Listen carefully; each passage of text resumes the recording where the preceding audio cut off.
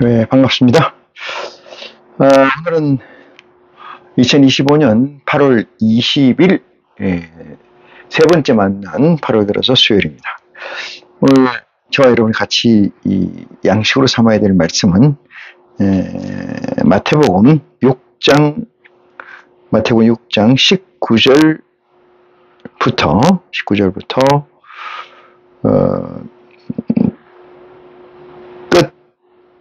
끝절까지 34절까지 말씀을 가지고 저와 여러분이 하나님 가운데 은혜를 돌리면서 우리에게 삶의 양식을 삼는 귀한 축복을 함께 하도록 하겠습니다. 이 마태복음 6장 19절 이하의 말씀을 가지고 제가 저와 여러분이 증거하고자 하는 주된 메시지는 실존적 삶, 이런 얘기의 주제가 되겠습니다. 실존이라는 것은 이제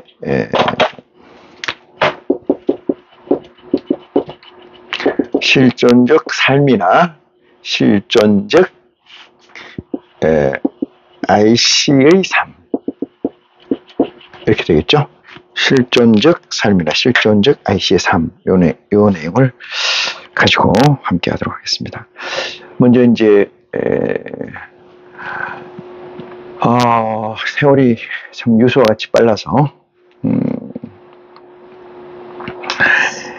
이미 고인이 된 김동길 교수의 얘기에 의하면은 나이가 80이 되면은 눈을 깜빡하면은 1년이 지나간다, 이렇게 80세의 세월의 흐름을 규정한 바 있습니다. 저는 60대이지만은 세월이 유수와 같이 빠르다는 것을 실감할 수가 있고, 이 실감된 것을 동지 여러분과 공유하고자 합니다. 아무리 지나치게 얘기하더라도 하나님이 우리를 변화시켜 주지 않고 성령이 우리를 성령의 말씀 안으로 인도하지 않는다면은 이 세상 삶이 뭐에 유익이 있겠는지 제삼 묻지 않을 수가 없습니다. 하루하루 산다는 것은 그냥 고기 덩어리에서 사는 삶, 그 이상의 범주를 벗어나기가 참 힘들다. 그래서 우리는 후불적 가치의 삶으로 사는 게 아니고 선불적 가치의 삶, 다시 말해서 실존적 삶 또는 실존적 IC로서의 믿음을 수행하는, 갈고 닦는 저와 여러분이 되기를 기대하면서 오늘 이 말씀을 보고자 하는 의도를 말하고자 합니다. 우리 예수 그리스도의 이름으로 기도로 이 시간을 준비하겠습니다. 사랑이 많으신 아버지 하나님, 고맙습니다.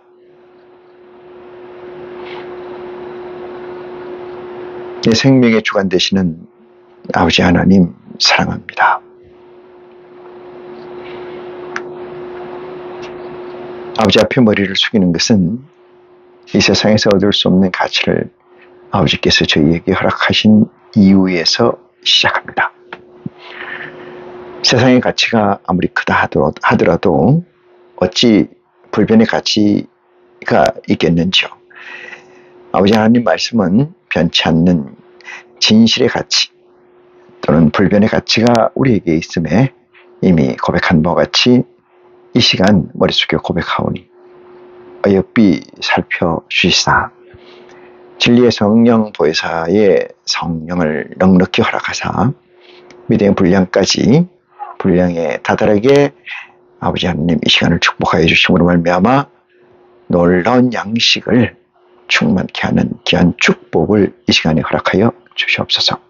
우리가 구하는 것은 오직 아버지의 선행된 의지의 완성이오니 이 완성이 곧 우리의 불변의 실체요, 실존의 삶이라는 것 또한 우리가 익히 알고 있사오니 아버지, 후불적 인생의 삶을 살게 하지 마옵시고 후회하는 인생의 삶을 살게 하지 마옵시고 아버지, 하나님께서 허락하신 진리의 성령을 통해서 우리의 내재되어 있는 우리의 하나님의 보좌의 영이 온전히 충만케 되는 것이 우리의 실존적 삶이요 실제의 삶이라는 것을 우리가 이 시간 고백하오니 이 고백을 받아 주시옵소서. 말씀을 증거하고 듣는 자가 하나가 돼서 온전히 아버지의 합당한 영광을 돌릴 수 있도록 이 시간 또한 정결케 하여 주시옵소서. 아버지 하나님, 시작입니다. 끝까지 아버지 홀로 영광받을 줄을 우리가 기도하오니 들어주시옵소서.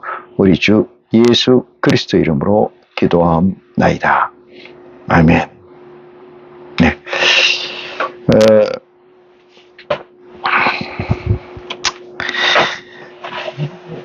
하나님의 가치로 산다는 것 자체가 너무 좀 거대하고 위대하고 인간으로서는 감히 해량할 수 없는 것이기 때문에 제가 그걸 좀 낮춰서 저와 여러분이 공감할 수 있는 이 용어, 단어, 그것을 저는 실존이라고 굳이 말하고자 합니다.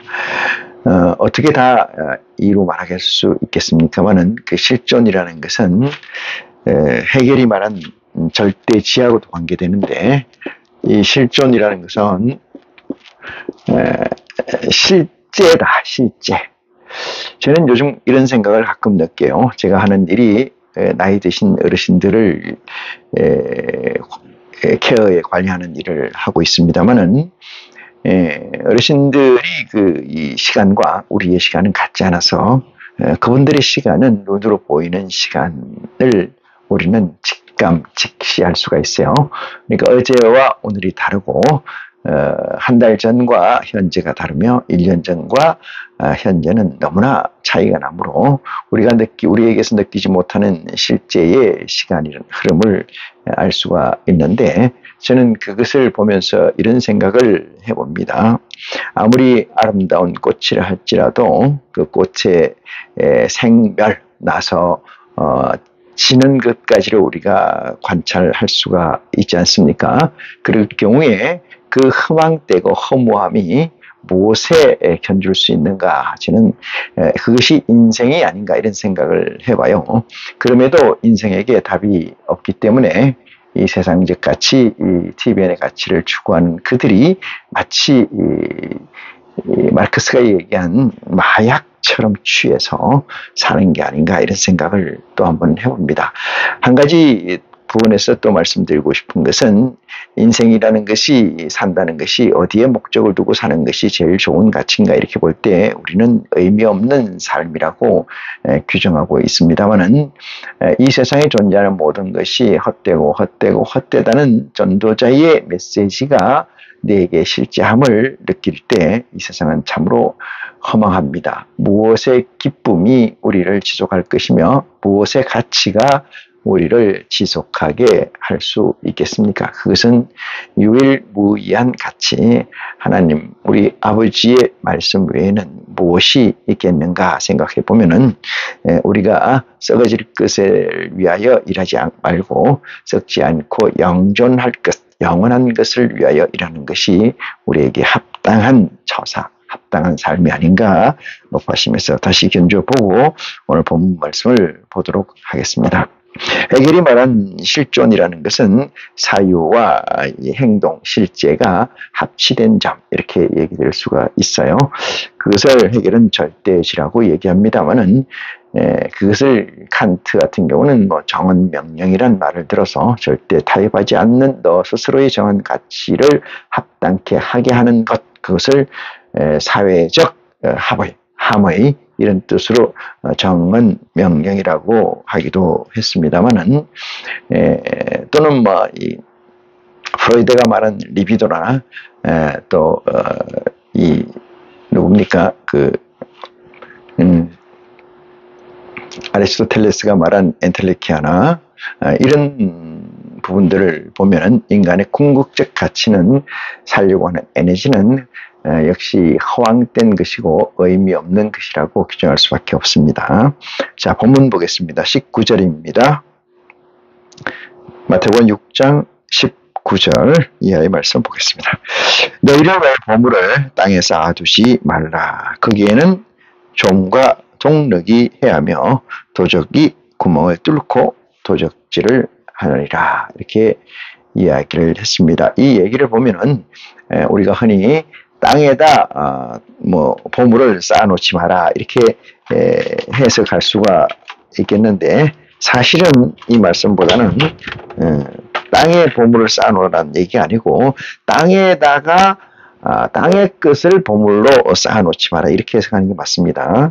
그러면은 너희는 이렇게 주장하는 것은 지명된 것은 너희는 IC이기 때문에 당연히 여기서 너희라는 것은 인카네이션 된 IC로서의 영체의 중심적 삶, 그것을 전제하기 때문에 너희는 이렇게 직시하고 있습니다.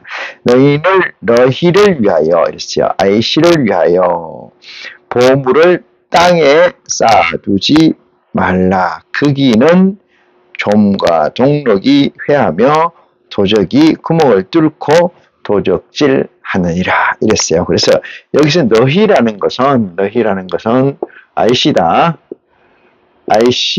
그래서 IC에게 보물은 뭘까요? IC에게 보물은 무엇일까? 이 문제는 다른 말로 이 가치라고 할게요. 이걸 가치, 보물을 가치는 다른 말 우리말로 바꾸면 쓰임새요.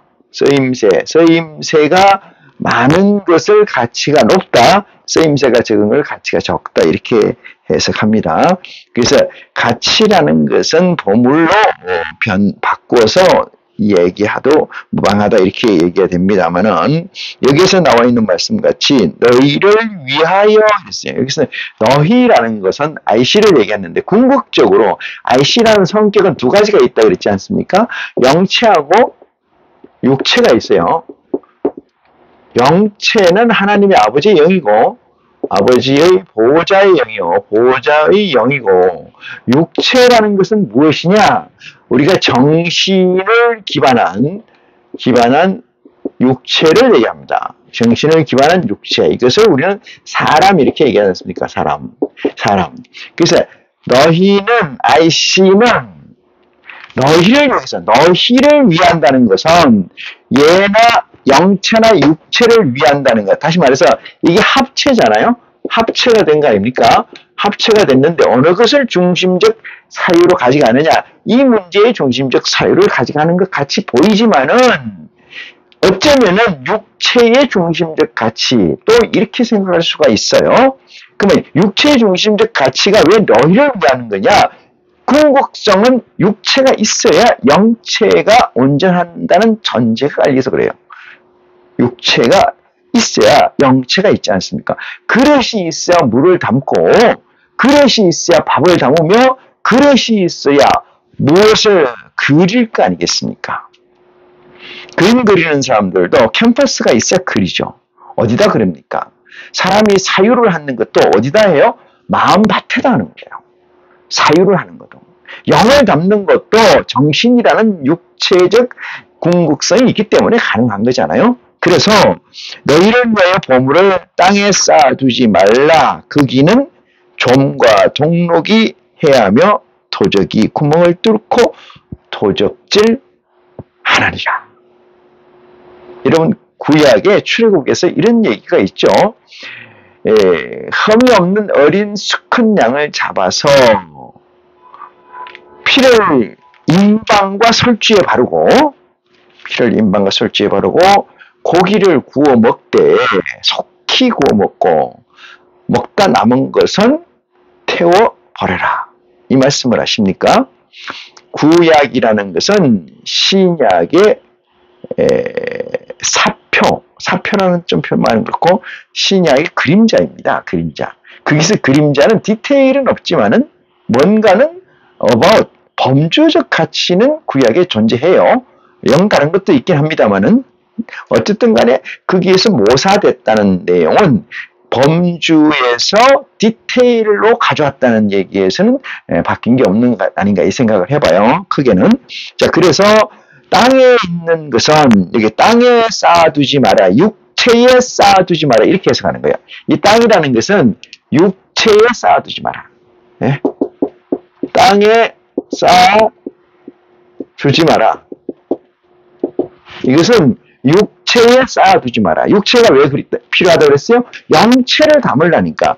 온전한 육체에 온전한 정신이 깃든다는 이 TVN의 말이 있죠. 메시지가 있어요. 그런데 그거 마찬가지로 내가 육체를 강건히 해야 영체의 강건함을 이끌 수 있다. 이렇게 보통 생각할 수가 있거든요. 그렇지만은 우리는 말씀에서 통해서 보면은 네 영혼이 잘됨 같이 육체의 강건함이 있으라고 구하라고 기도하라고 쓰여져 있지 육체의 강건함이 우선되는 것은 아니다. 이 말씀과 여기에 상관된 거 아니냐, 관계된 거 아니냐 이런 생각을 해봅니다. 그래서 거기에 두지 말라 하는 이유는 어디에? 이 육체에 두지 말라 하는 것은 도정놈이 있고 동록이 있다.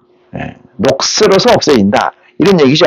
그런 것들 때문에 그게 구멍을 뚫고 훔쳐가는 것도 있고 그렇기 때문에 육체라는 것은 한계가 있지 않습니까? 한계라는 게 뭐예요? 허접한 존재이기 때문에 제가 전에도 말씀드렸습니다만은 한때는 나노 화장품이라는 게 나왔어요. 여성들 바르는 화장품 중에 물론 요새는 남자 여자 가릴 것 없이 화장품이 공용으로 되어 있습니다만은 옛날 같은 경우는 여성만 쓰는 화장품이 있었죠. 화장품이라는 대명사가 되어 있었습니다만 요즘은 인간이면 모든 사람이 쓰는 것이 화장품 아닌가 이런 생각을 해봅니다. 그래서 이 화장품 중에 잘 스며들어야 되는데 스며드는 게 문제가 많아요. 그러니까 피부 트러블이 있다든지 화장품의 그 성분과 내 육체의 스트레스가 안 맞으면은 그것이 트러블이 일어나지 않습니까? 그래서 그것을 없애는 전제 조건이 화장품의 입자를 가늘게 작게 만들죠. 그래서 나노 화장품이라는 게 있었어요.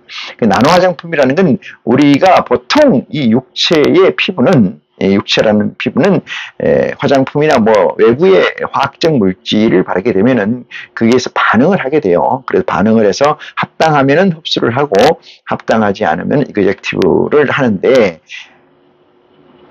그 메커니즘보다 작은 단위의 화학물질이라는 것은 그냥 들어가 버리는 거예요. 묻지도 따지지도 않고 걸름망이 안 된다는 거죠.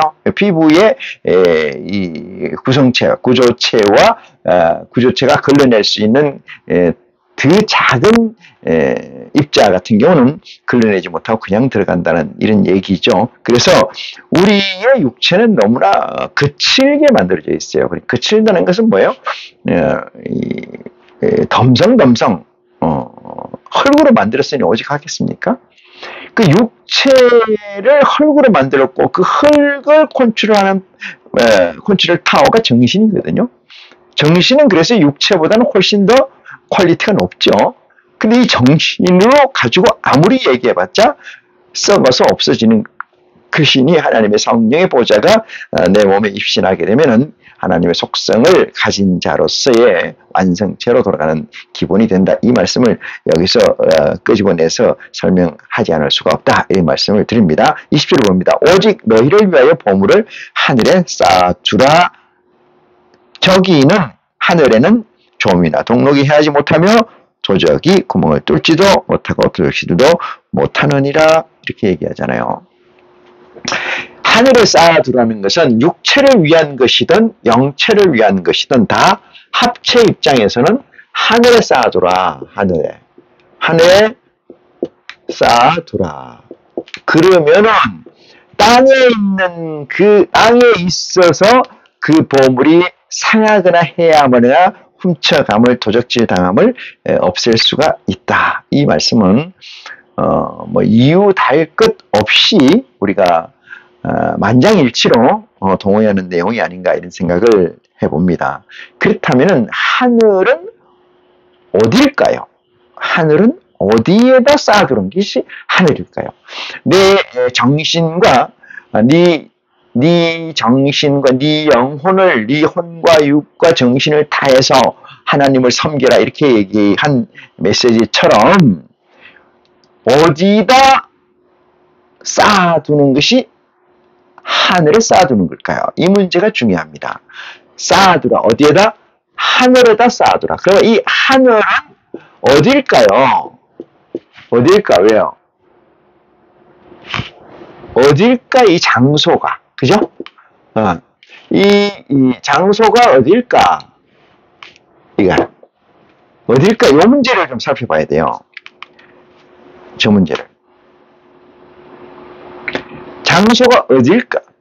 제가 이제 이 동지 여러분과 말씀을 보면서 느끼는 건데 점점점 투명해져 간다는 느낌을 지울 수가 없어요. 옛날 같으면 이렇게 첨단적 이 메시지를 제가 가지지 못했고 허락해 주시지 않았다 저는 그렇게 생각합니다만은 이 점점점 투명해진다는 사고, 공궁국에는 유리바다를 통과할 수 있다. 유리바다를 통과해도 아무 해함이 없다. 이런 얘기죠. 그게 뭐예요? 자유자재잖아요.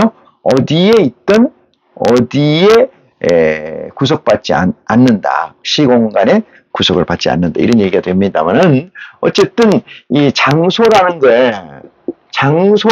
것을 왜 어디라고 보냐? 하늘은 이것이 중요한데 그것이 뭐냐? 이 영체예요. 영체라는 것은 보좌의 영이잖아요. 하느님 보좌의 영. 보좌의 영이라는 것은 어딜까? 궁극적인 것은 보좌의 영의 성장입니다. 성장. 보좌의 영의 성장. 그것이 성장하면 성장할수록 거기에 쌓여지는 거예요. 그 영에 쌓여진 그 영의 영체의 주관은 누가 합니까? 우리 아버지 하나님의 실제라는 것이죠. 모든 것을 다해서 IC가 된 우리, 합체가 된 우리로서 하나님의 보좌의 영에 모든 것을 포커스를 해라. 그것이 하늘에다가 보화를 쌓는 것이라는 전제를 깔고 있습니다. 그 다음 말씀을 보시면은 21절입니다. 네 보물 있는 그곳에 네 마음이 있느니라. 맞지 않습니까? 이것을 하나님의 얘기를 떠나서 말씀을 떠나서라도 우리가 마음 있는 곳에 뜻이 있는 곳에 마음이 있다? 마음 있는 곳에 눈이 있다? 행위가 있다? 보석 있는 곳에 사람이 꼬인다? 아니죠. 돈이 있는 곳에 사람이 꼬인다? 먹을 거 있는 곳에 파리가 모인다? 뭐 같은 말 이치 아니겠습니까? 네 마음이 있는 것은, 마음이라는 것은 궁극적으로 뭐를 컨트롤하는 거예요? 육체를 컨트롤하는 거예요. 육체의 궁극성은 뭐예요? 잘 먹고 잘 사는 겁니다. 잘 먹고 잘 사는 것. 그것이 정신이 일부 할애에 있습니다만은 마음이 있는 곳에는 육체가 있는 곳에 육체에 상관된 가치가 있는 곳에 쓰임새가 있는 곳에 너희가 뭐가 있다는 것이요? 너희 마음이 있느니라. 예. 보물이 있는 곳에 너희 마음이 있다. 이 얘기는 마음이 있는 곳에 보물이 있고 보물이 있는 곳에 마음이 있다. 이 얘기요. 같은 상관된 얘기죠. 그 얘기가 그 얘기지 않습니까? 육이 잘 되는 곳에 마음이 있고 마음이 잘 되는 곳에 육이 있다. 이렇게 얘기해도 관계가 없을 정도로 네 보물이 있는 그곳에 네 마음이 있느니라. 동지 여러분, 너희의 보물은 어디에 있습니까? 어디에 있을까? 있느냐? 이게 저와 여러분에게 묻는, 아버지께서 저와 여러분에게 묻는 이 시간의 질문이 아닌가 생각해 봅니다. 진정한 보물은 무엇이며, IC로서 네가 고백했다면은 어디에 너는 목적성을 두고 있나? 네 마음이 있는 곳에, 네 보물이 있는 곳에 네 마음이 있다. 그러면은 답이 나옵니다. 그죠? 우리가 양적으로는 계산할 수는 없습니다. 양으로는. 육체가 우선이고 육체의 비중이 맞느냐, 영체의 비중이 맞느냐, 이것을 양으로 카운팅할 수는 없어요. 우리가 10시간의 시간이 주어졌다면은 육체를 위해서 8시간, 영체를 위해서 2시간을 한다 해서 네 마음이 육체에 있다라고 할 수 없습니다. 육체는 그만큼 러프하게 거칠게 만들어져 있기 때문에 많은 시간과 공이 필요한 건 실제합니다. 그렇지만은 아버지께서 말씀하신 것처럼 중심을 보시는 아버지 하나님, 왜 중심을 보신다 했습니까? 너희가 육체를 위해서 10시간 중에 9시간을 일한다 할지라도 그 중심이 영체에 있더라면 너희의 중심은, 너희의 마음은 하늘나라에 있다라는 사실을 증거하기 위한 것이 아닌가 생각하는데 지체 말아야 될 줄 믿습니다. 그러면은 10시간 중에 8시간을 육체에 있고 1시간을 영체에 있다고 하더라. 아니 9시간을, 아니죠. 9시간 반 정도를 육체, 30분을 영체에 둔다 할지라도 영체의 큰 것은 집중과 지속에서의 가치이고, 얼마나 집중과 지속, 저와 여러분이 아는 것처럼 육신적 일에서 정신적 집중과 이 지속, 이것은 꼭 필요하다 이런 생각을 해요. 그건 필요 안 할 수가 없습니다. 하지만은 영체를 위해서 내가 모든 것을 30분 동안, 아니 1시간 동안 얼마나 집중하느냐, 이 시간에 여러분이나 저나 얼마나 집중하느냐, 내 옆에가 보이느냐 안 보이느냐, 내 삶의 가장자리가 보이느냐 안 보이느냐, 그것이 아니겠는가 이 생각을 저는 하지 않을 수가 없습니다. 하나님은 온전체로서 시공간의 개념이 없습니다. 양의 개념이 아니고 질의 개념이고, 현상의 개념이 아니고 본질의 개념입니다. 여기서는 양자 물리학 세계 이하의 실제를 말할 수도 있다. 얼마나 많은 시간을 쏟느냐가 중요한 게 아니다. 육체에 상관된 일은 육체의 집중과 지속을 해야 되는 것은 맞습니다. 아무리 일상이라 할지라도. 그렇지만은 영혼을 끌어당겨서 하는 것은 아닙니다. 아무리 집중과 지속을 육체를 위해서 한다 할지라도 순간순간 내가 내 삶의 가장자리들을 생각할 수가 있습니다. 하나님을 생각할 수도 있습니다. 그렇지만은 하나님을 생각하는 30분이나 1시간은 유일무이하게 저나 여러분의 골방이어야 된다는 사실. 그것만이 우리의 마음이 있는 곳에 육체가 있고, 육체가 있는 곳에 영체가 있다는 사실. 10시간 중에 30분을 내가 집중한다고 하더라도 영체에 내 골방이라면 충분하다. 아닙니다. 아니 10분만이라도 골방에 온전히 있다라면 9시간 50분을 육체의 집중과 지속을 한다 할지라도 문제될 게 없다. 이 말씀이 오늘 저와 여러분에게 주시는 아버지의 귀한 양식이 아닌가 미루어 짐작해 봅니다. 22절 봅니다. 눈은 몸의 등불이나 그러므로 네 눈이 성하면 온몸이 밝을 것이라. 이렇게 얘기합니다. 여기서 눈이라는 것은 육체적 시각을 얘기하는 게 아닙니다. 요한계시록 1장 보면은, 요한계시록 1장 한번 보겠습니다. 1장 보면은, 요한계시록의 중요성이 있어서 보는 건 아니고, 제가 견주어서 여러분의 동지들께 설명하기 위해서 보는 거예요. 하나님의 눈이 가득하더라. 하나님의 눈이 가득하더라. 그것은 무슨 얘기냐? 하나의 눈은 7이에요. 하나의 눈은. 그래서 여기서 보면은 네가 본 것은 내 오른손에 7별의 비밀과 7 검초대니 7별은 7 교회의 사자요 7 촛대는 7 교회니라. 이 얘기는 하나님의 눈을 얘기하는 거예요. 그래서 지금 2장부터 나와 있는 예배소 서머나 교회, 이것들은 하나님의 눈이고 하나님의 사자라는 사실을 견주어 보면은 여기서 말씀하고 계시는 예수 그리스도께서 말씀하시고 계시는 눈은 몸의 등불이니 그러므로 네 눈이 성하면 온 몸이 밝을 것이요 이렇게 얘기했습니다. 여러분 이 세상에서도 눈을 제대로 가진 자, 해안을 가진 자는 육체의 상함이 적거나 덜할 수가 있습니다.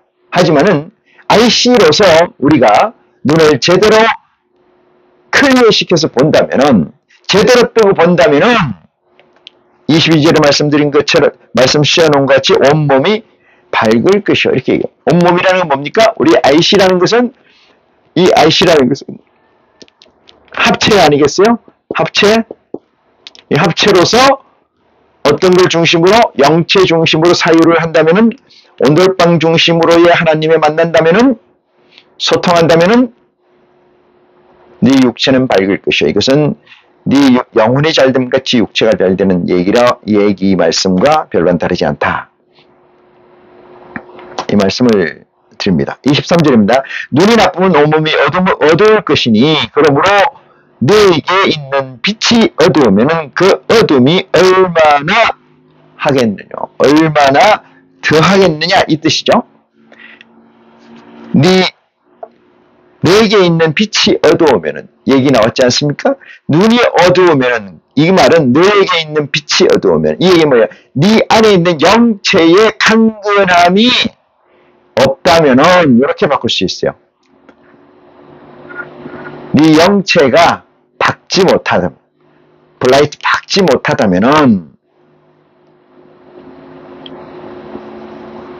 네 몸은 얼마나 어둡겠느냐 이 말씀입니다.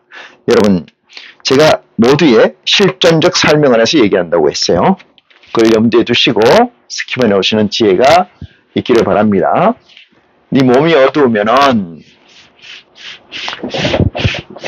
우리가 흔히 이런 얘기합니다. 옛날에는 지금은 그런 얘기 없습니다만은 신용카드나 크레딧 카드가 있어서 크레딧 카드나 신용카드 마찬가지 데비트 카드라고 그러는데 직불 카드 이런 것들이 있어서 옛날에 같지는 않습니다만은 옛날엔 외상이라는 것을 가게나 이렇게 주점이나 뭐 이런 데서 줬습니다. 물론 기업에서도 외상이라는 걸 줬어요. 그걸 음이라고 얘기합니다만은 외상을 가지고 살다 보면은 구멍가게 가서 가난해서 밀가루 뭐 3kg짜리 하나 뭐 이렇게 쭉 사다 보면은 월급을 타면 그거 갚으면은 돈이 없지 않습니까? 그래서 이런 푸념을 해봅니다. 나도 현찰 박치기로만 살 수 있다면은 외상 없이 살 수 있다면은 우리 부모님은 그런 얘기 많이 했어요. 빚 안 지고 살 수만 있다면 얼마나 행복할까? 그 캐시로 거래를 한다면 얼마나 행복할까? 이 생각을 했어요. 그것이 뭐냐? 그게 실존적 삶입니다. 있으면 쓰고 없으면 안 써야 되는데 조금 전에 얘기 드린 비유는 계속 쓰더라도 현찰로만 쓸 수 있으면 좋겠다. 이 얘기가 밑그림에 깔려 있긴 합니다. 인생을 사는 데 있어서 외상으로 살 수가 없지 않습니까? 외상이라는 것은 후불이 인생입니다. 마지막 임종을 앞두고서 내가 인생을 잘못 살았네. 이것은 후불적 계산입니다. 내가 그래도 인생은 사느라고 살았어. 조금은 미흡하지만 이것 또한 후불적 계산에 나온 이야기입니다. 만약에 생물학적 생명이 다하는 날이 저와 여러분에게 있다라면은 이렇게 얘기하는 고백이 맞지 않겠나.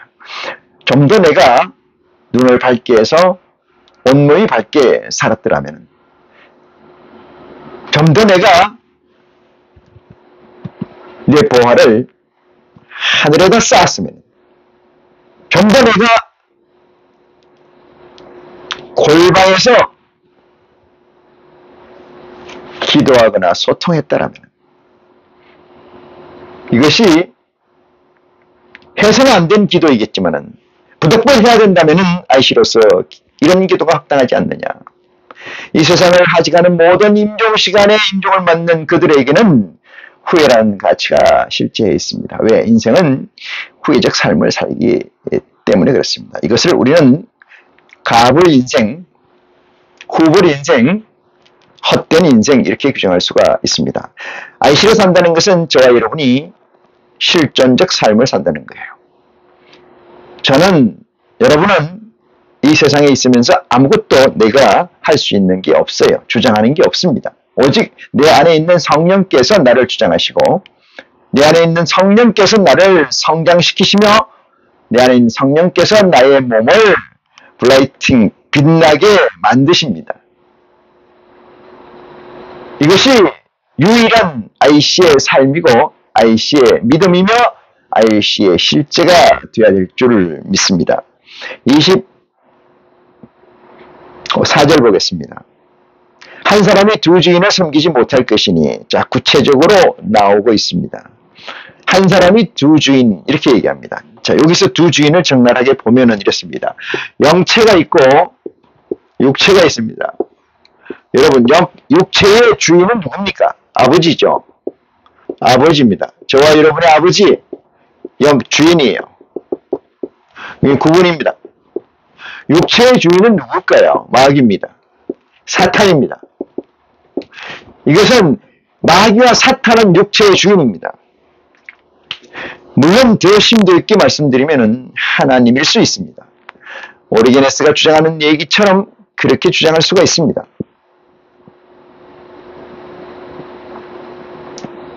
오리게네스가 본 것은 대단히 광의적으로 본 거다. 저는 그렇게 생각을 합니다. 마귀도 마지막 날엔 파이널 데이엔 구원을 받는다. 그 나름대로의 구원을 받는다. 왜? 그들의 역할이 있었기 때문이 아닌가 이 생각을 할 수가 있습니다. 두 주인을 섬기지 못한다 이러면은 우리는 IC로서 이 두 개를 가지고 있어요. 그러면 이 주인을 섬기지 못하고 이 주인을 병해서 섬기지 못한다 이 뜻이에요. 그래요? 병해서 병자를 이렇게 쓸 수도 있어요. 병해서 섬기지 못한다. 병해서.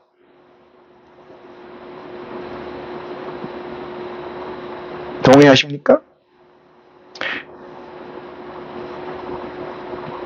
한 집안에 두 가장이 있으면 분란이 나고 한 나라에 두 권력이 있으면 분란이 나며 한 회사에 두 주인이 있으면 분란이 납니다.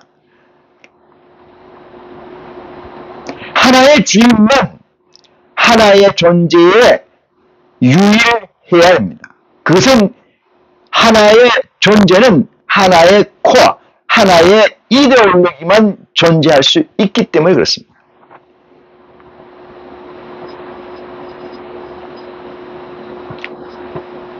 그리스도께서 우리에게 주시는 이 복음의 메시지는 한 사람이 두 주인을 섬기지 못할 것이니 혹 이를 미워하며 저를 사랑하거나 혹 이를 중히 여기며 저를 경히 여기리라.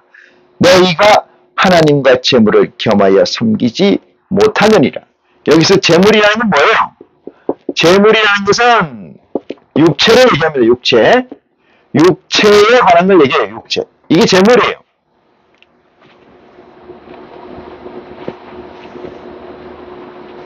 조금 전에 얘기 드렸습니다만 성령의 성장이 보물을 거기다 쌓는 거라 했지 않습니까? 여기서 대별되는 것은 두 주인, 영체의 주인이냐 육체의 주인을 겸해서 섬기지 못한다. 제가 늘 얘기했습니다만 영체가 우선하고 육체가 종속 개념이 있어야 된다. 이게 정신이 여기 포함되죠? 종속 개념이 있어야지 이 IC로서의 가치가 드러나는 데지. 그게 아니라면은 여기 아니겠습니까? 육체에 우선된 영체, 육체에 종속된 영체, 육체에 종속된 영체가 아니겠냐 이 말이죠. 두 주인은 어떻게 겸해 섬기겠습니까?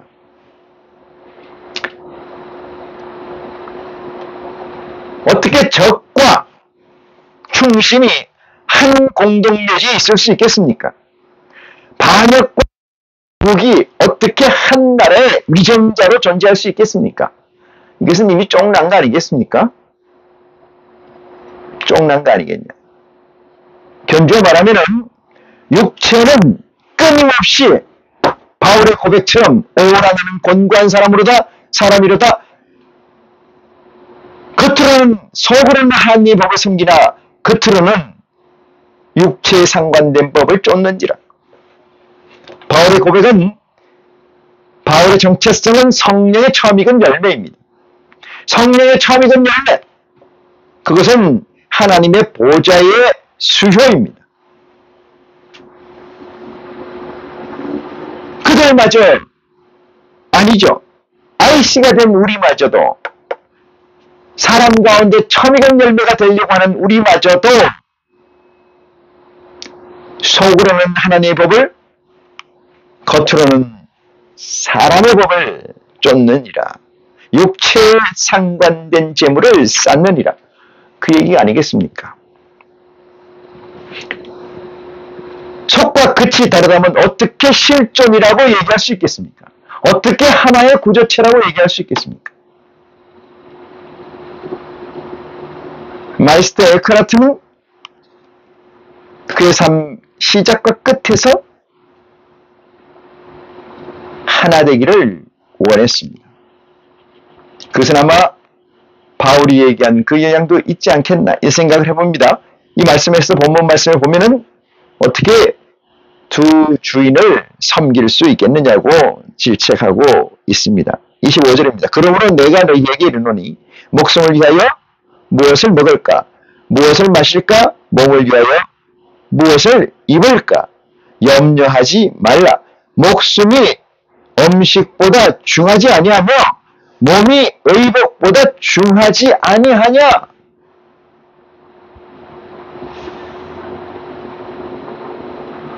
육체에 상관된 모든 것이 어떻게 목숨을 앞서서 실제할 수가 있느냐 이 말씀 아니겠습니까?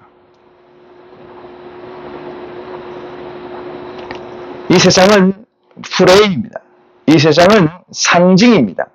상징과 프레임에 따라서 무리들이 우왕좌왕하는 것이 이 세상입니다. 아이씨는 하나님의 보좌의 영이 내게 내재해 있고 그 내재해 있는 영이 하나님의 보좌와 하나님과 직접 소통하는 관계에 있기 때문에 좌로나 우로나 치우치가 흔들리지 않습니다. 아무리 위대하고 아무리 거창하며 아무리 초유적 사건이 터진다 할지라도 흔들리지 않습니다. 그렇게 지은 집은 반석과 같아서 흔들리지 않습니다. 부서지지 않습니다.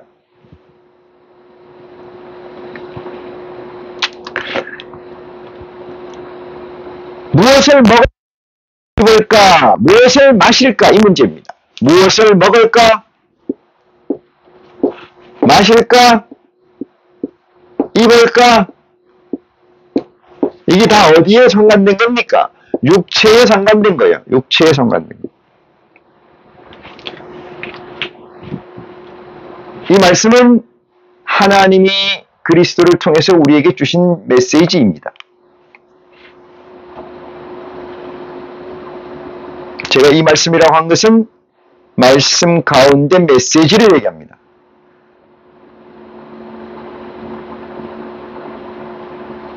어느 누구처럼 성경의 1.1획이라도 제하거나 더하는 자는 그렇게 해석되는 해석을 얘기하는 것이 아닙니다.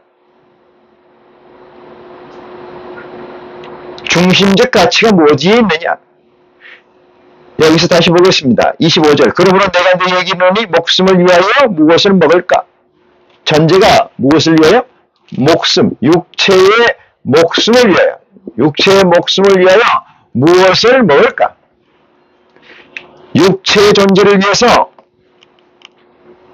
무엇을 마실까? 몸을 위하여 무엇을 입을까? 염려하지 말라. 아멘입니까? 믿습니까? 그리스도의 말씀입니다.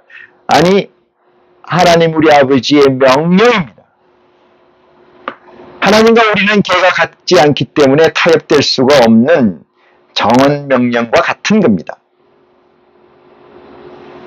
우리에겐 이 말씀의 자구를 손볼 수 있는 입장에 있지 않습니다. 법률이나 율법이 아닙니다. 이것은 계명입니다.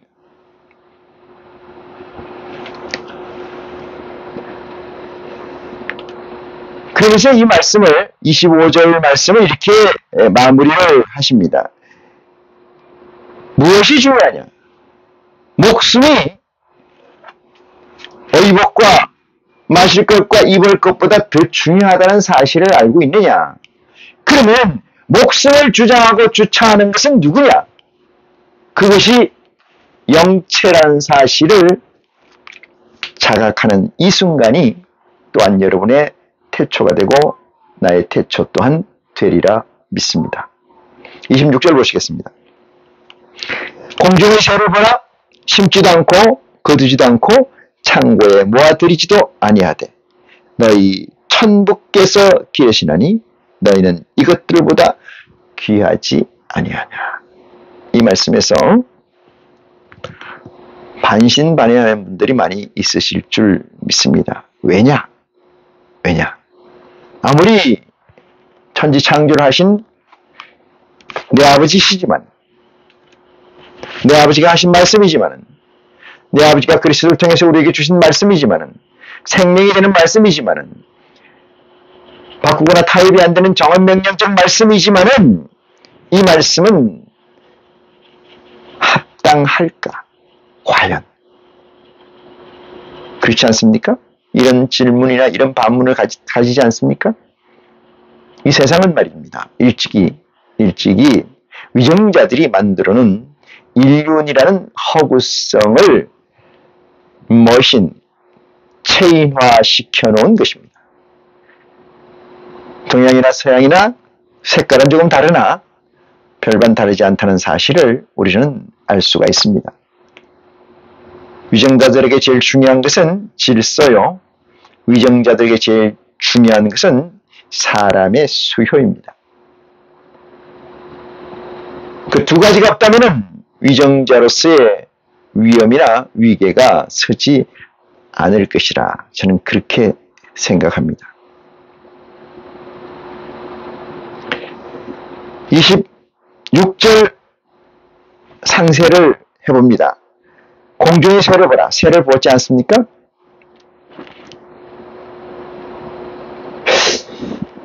새의 사정을 압니까? 제가 우리 집에 구피가 어항에 많이 있습니다. 오늘 아침에 나가면서 이런 얘기를 했어요. 잘 있으라. 그러고 나서 나가다 말고 다시 구피를 보고 이야기를 했습니다.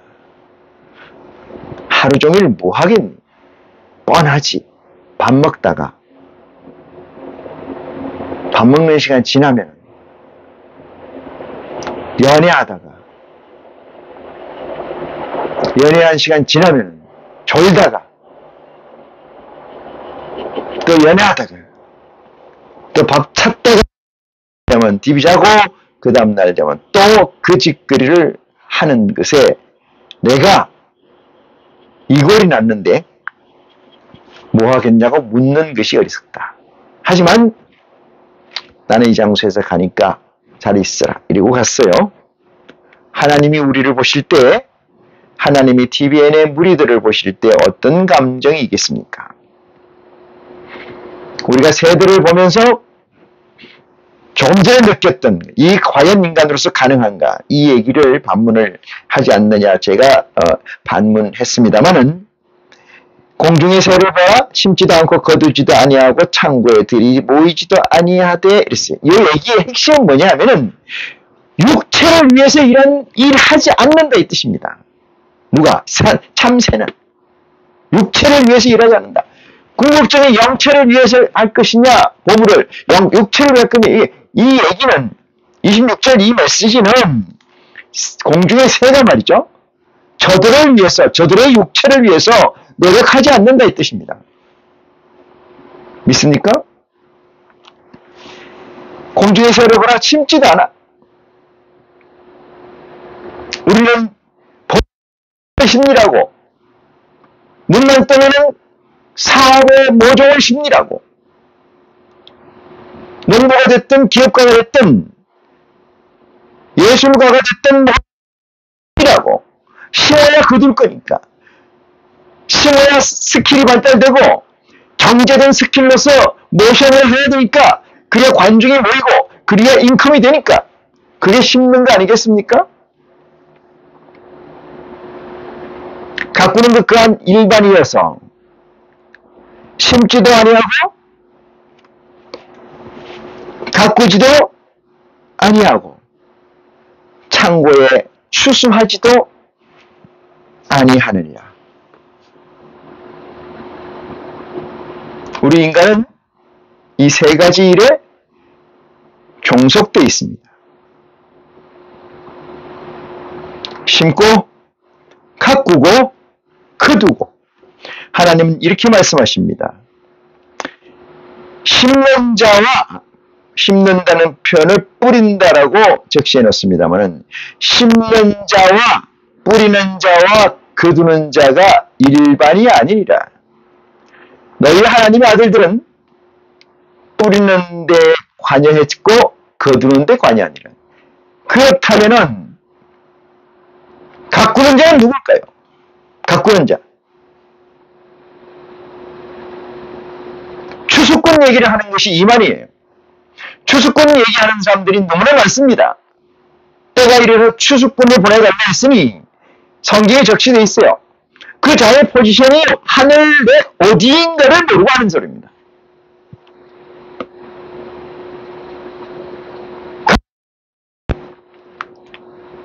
하나님의 섭리 안에 있는 건 맞으나 하나님의 아들의 반열은 아니라는 사실을 여기서 적시할 수가 있습니다.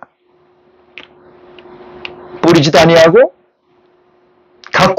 뿌리되 가꾸진 않고. 뿌리는 건 누가 뿌리는 거예요? 여러분, 뿌리는 자는 그리스도시요, 우리는 뭐 하는 자요? 거두는 자. 누가 거둘까요?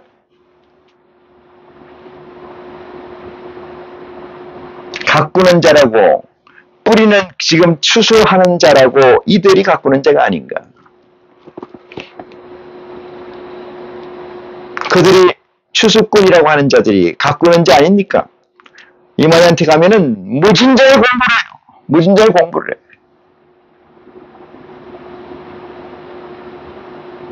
가꾸는 자입니까? 추수하는 자입니까? 계시록 14장에 보면은 10장에서 14장 사이에 보면은 무진장이 많은 얘기들이 있습니다. 우리는 참여했을 뿐이에요. 뿌리는 것은 그리스도요, 가꾸는 건 저들이요, 우리는 참여만 했을 뿐입니다. 창고에 모아들이지도 아니하되 너희 천부께서 기르시느니. 누가? 저들을. 공중에 나는 새들을 천부께서 기르시나니 너희는 이것들보다 귀하지 아니하느냐. 이 말씀입니다. 사랑하는 동지 여러분, 형제자매 여러분, 이 말씀을 뒤집어 보면은 뿌리는 것은 그리스도가 이미 뿌렸으며 가꾸는 것은 저들이며 거두는 것 또한 저들이라는 사실.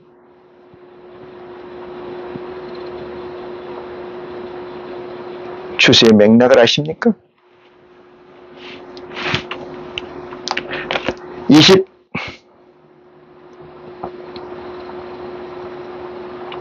27절 봅니다. 너희 중에 누가 그 키를 한 자나 더할 수 있겠습니까? 이것은 비유인데, 너희가 할 수 있는 것이 무엇이냐? 이 얘기는 너희가 할 수 있는 것은 아무것도 없다, 이 뜻이죠. 너희가 할 수 있는 것은 아무것도 없느니라. 근데 너희가 뭘 한다고 하는 거냐? 너희가 뿌린다고 하는 거냐? 너희가 가꾼다고 하는 거냐? 너희가 추수한다고 하는 것이냐? 뭘 한다는 것이냐 이 말이에요. 너희는 아무것도 할 수 없느니라.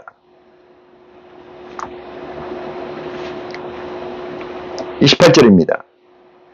너희가 어찌 의복을 위하여 없나느냐. 들의 백합화가 어떻게 자라는가 생각하여 보아라. 수고하지도 않고 길쌈도 아니 하느니라. 그러나 내가 너희에게 말하노니 솔로몬의 모든 영광으로도 입은 것이 이 꽃 하나만 같지 못하였느니라. 주여.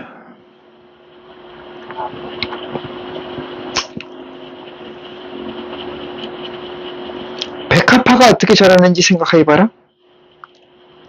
길쌈도 아니하고 수고도 아니하지만은 솔로몬의 영광이 말이죠. 솔로몬의 영광이 이 백합화다. 뭘 얘기하시는 겁니까?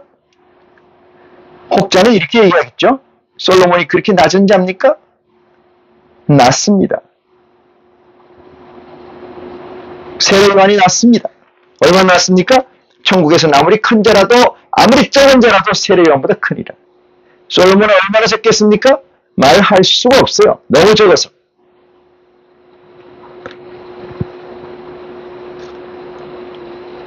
(28절) 그러나 내가 너희에게 말하노니 솔로몬의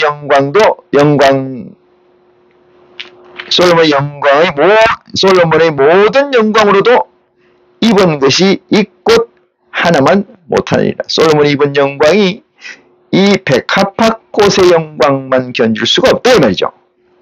영광보다 못하느니라. 지혜가 여러분이 있기를 간절히 축원합니다. 골방에서 기도하는 참된 축복이 여러분에게 있기를 기도합니다. 무엇을 위하여 먹을까? 무엇을 위하여 입을까? 무엇을 위하여 살까? 이 문제는 첫 번째도 두 번째도 세 번째도 내 안에 여러분 안에 있는 영체를 위하여 하나님의 보좌를 위하여 하나님의 선행된 의지의 완성을 위하여 경주하고 경주하는 것이 참된 그 답이 된다는 사실을 깨우침 받는 저와 여러분이기를 이 시간을 통해서 간절히 축원해 봅니다. 30절 봅니다. 오늘 있다가 내일 아궁이에 던지오는 들풀도 하나님이 이렇게 입히시거든 하물며 너희일까 보냐 믿음이 적은 자들아 하리시. 여기서 너희라는 것은 아이시를 얘기합니다. 믿음이 적다는 것은 뭐예요? 없다는 거예요. 믿음이 적다니까 양으로 조금 있다 이런 얘기로 해석하는 거 아니에요. 믿음이 적다는 믿음이 없다 이 뜻입니다. 이 꼴이에요. 믿음이 적다는 믿음이 없다.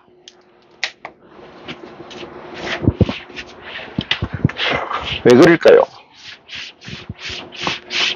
왜 이 말씀을 할까요?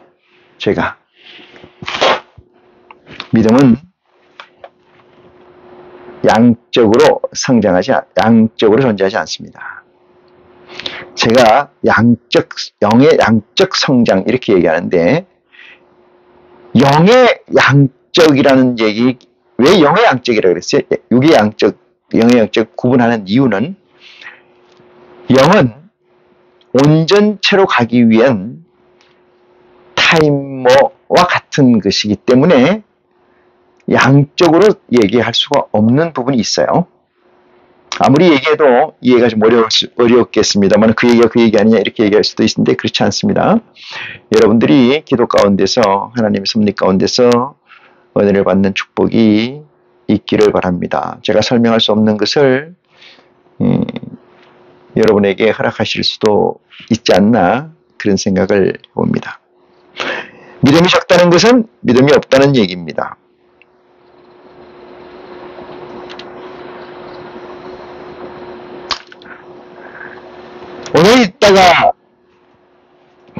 오늘 30절 오늘 있다가 내일 아궁이에 던지오는 불도 하나님이 이렇게 입히시거든 하물며 너희일까 보냐 믿음이 적은 자들아 이렇게 이야기하고 있습니다. 믿음이라는 것은 성령을 얘기하시죠. 하나님의 보좌, 하나님의 보좌가 활성화되어 있는 것을 믿음이 있다 이러고 활성화되어 있지 않는 것을 믿음이 없다 이렇게 해석할 수 있습니다. 내 안에 있는 보좌의 성령이 활성화되어 있을 때 내 육체의 잘됨이 수반된다는 사실을 깨우침 받기를 원합니다. 마이씨로서 영체의 활성화가 되어 있지 않으면 육체의 활성화 또한 되지 않는다는 사실. 믿음이 적은 자들이라고 적시하고 있습니다. 31절을 봅니다. 그러므로 염려하여 이르기를 무엇을 먹을까 무엇을 마실까 무엇을 입을까 염려하지 말라. 이는 다 이방인들이 구하는 것이라. 너희 천부께서 이 모든 것이 너희에게 있어야 할 줄 아시느니라. 자, 여기서 나옵니다. 이방인의 대척점에 서 있는 것이 누구냐? 아이씨예요. 아이씨. 다른 말로 얘기하면 아들들입니다. 이방의 대척점. 이방인들이 구하는 것이, 이들이 구하는 것을 우리가 구하면 안 된다 이 뜻이에요. 우리는 뭘 구해야 된다? 땅의 것을 구하는 게 아니고 하늘 것을 구해야 된다. 하늘 것을 구해야 된다. 이들은 뭘 구하는 게 육체를 구하는 거잖아요. 육체를 위해 구하는 거고, 우리는 뭐예요? 영체를 구하는 거고, 영체. 그 가운데 있다고 생각하는 것이 백화파예요. 나는 셉니다. 이들을 봐라. 이들은 이들처럼 이방인처럼 하지 않아도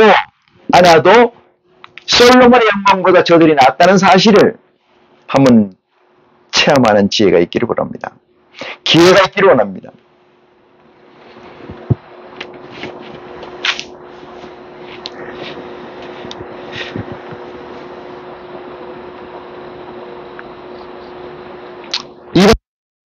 지금도 구한다면은 회개하고 돌아서는 지혜가 또한 있어야 될 줄 믿습니다.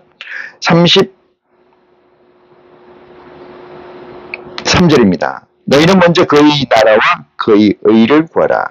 그리하면 이 모든 것을 너희에게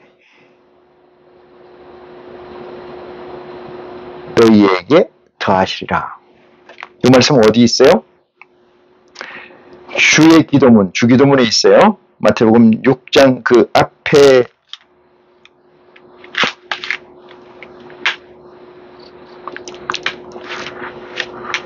6장 그 위에 앞쪽에 있죠?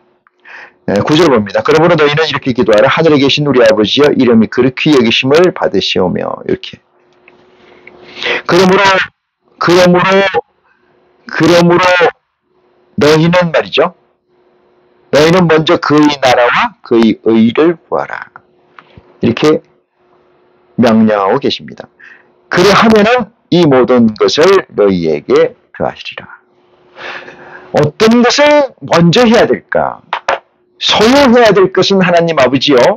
소유해야 될 것은 선행된 의지의 미션이요. 천지창조를 해주신 이 세상, 이 세계가 됩니다. 이 세계의 모든 것은 향유의 대상이지 소유의 대상이 될 수가 없습니다. 이 세상의 모든 것은 육체에 상관된 겁니다. 진정한 소유는 세계를 소유하는 것이지 이 세상의 물건들을 소유하는 것이 아니라는 사실입니다. 34절 봅니다. 그러므로 내일 일을 위하여 염려하지 말라. 내일 일은 내일 염려할 것이요 한날 괴로움은 그날에 족하리라. 이게 뭐요? 괴로움은 그 당한 날로 끝난다. 이렇게 되려면 그것을 스마트라고 얘기합니다. 스마트라는 것은 똑똑하다, 영리한 뭐 이런 얘기도 있습니다. 똑똑하다. 왜 똑똑하냐?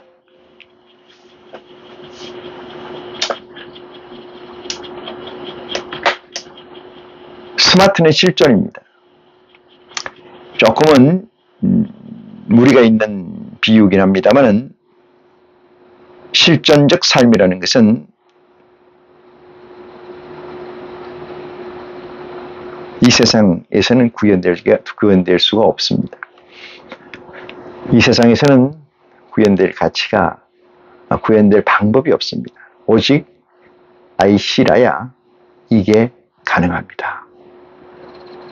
정리합니다.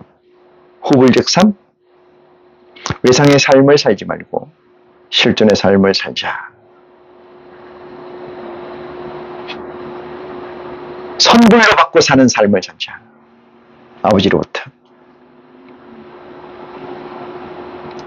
하나님의 삶은 실존적 삶이요, TVN의 삶은 외상의 삶이요, 후회의 삶이요, 허무의 삶이니라.